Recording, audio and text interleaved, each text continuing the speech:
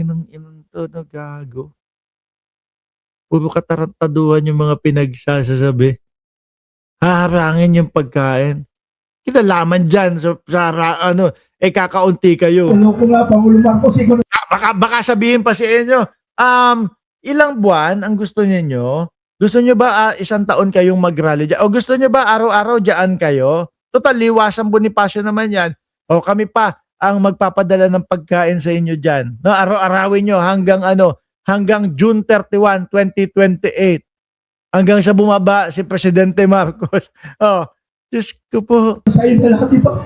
Ayaw ko na. Hindi ko na kaya si Marcos. Well, ayan na, ayan na, ayan na. Hinihingal. Taong bayan na lang. Oh.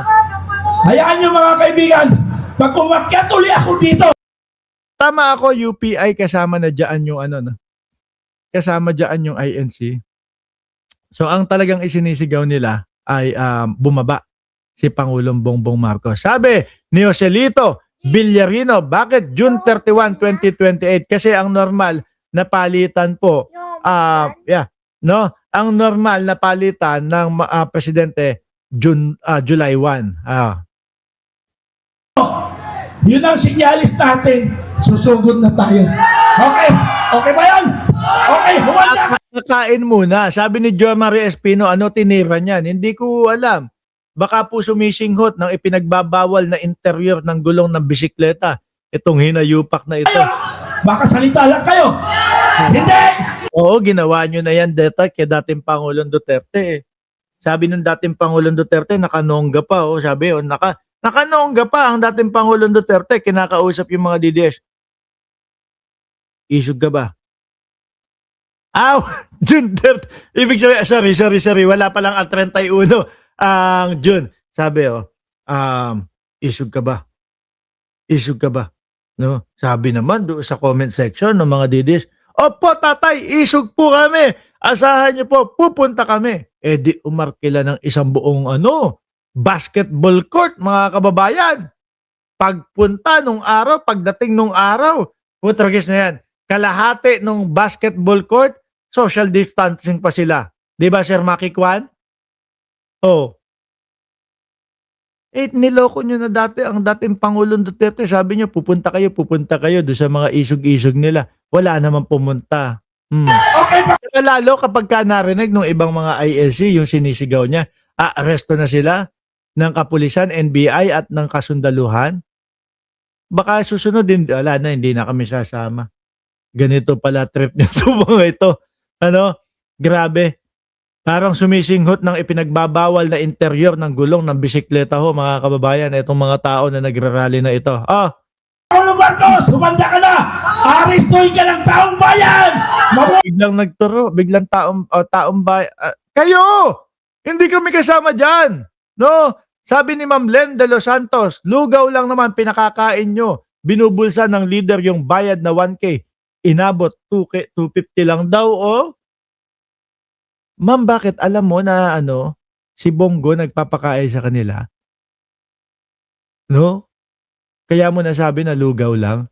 Hindi kasi si Bongo mahilig magpalugaw yun. Tapos yung itlog hahatiin pa sa gitna. Pero mo itlog na lang. Kakalahatiin pa. Madami nagreklamo doon sa palugaw ni Bongo. Itlog na lang, kakalahatiin pa. Grabe. Anyway, mga bossing, saan tayo pupunta, mga kababayan? Puntahan muna natin ito pong burol, ni Mima Alicia. Bigyan ko lang po kayo ng update, mga boss Chipamo, sir. Nung isang araw, kahapon po kasi, mga bossing, yan pong sila,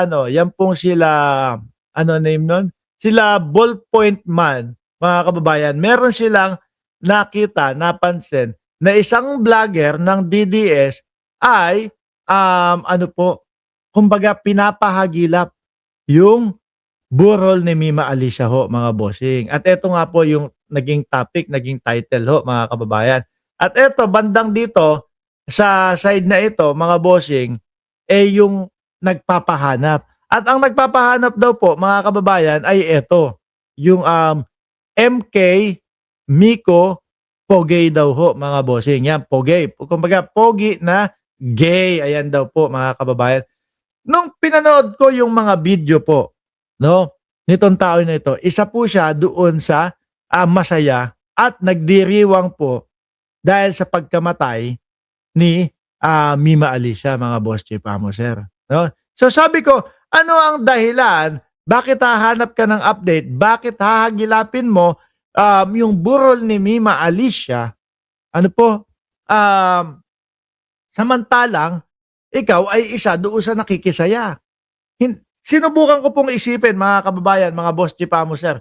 Isipin ng maigi kung ano ang mga reason para hindi muna ako mag-isip ng negatibo dito sa tao na ito. Pero wala ho talagang lumalabas. Makikiramay, makikisimpatya sa mga naulila, naghahalaka ka, nag-isa ka doon sa masaya dahil mayroong mga naulilang mga anak. Mga anak, hindi, isa lang pala yung anak ni Mima Alicia, 4 na taong gulang. Di ba? Naulila yung anak, naulila yung kapatid, naulilang mga magulang. Tapos nagsasaya, isa ka doon. Tapos hahanapin mo yung burol ni Mima Alicia. Ngayon, ano po mga kababayan ang pakay?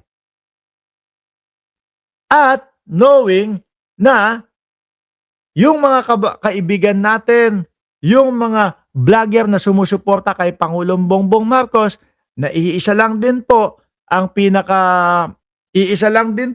kung ano yung ginagawa ni Mima Alicia, pagtatanggol kay Pangulo at sa gobyerno, ganun lang din po, alam nila na pupunta doon at hindi matitiis ang kaibigan natin, si Mima Alicia, tapos aalamin mo yung lugar.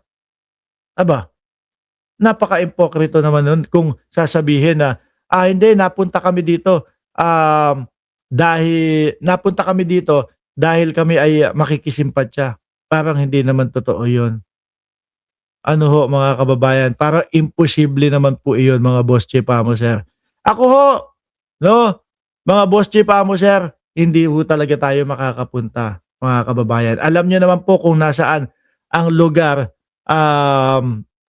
kung saan tayo nakatira, no? Malayo po talaga. Siguro yung 3 days, mga bossing, na ano ni Mima Alicia, na burol po, mga kababayan.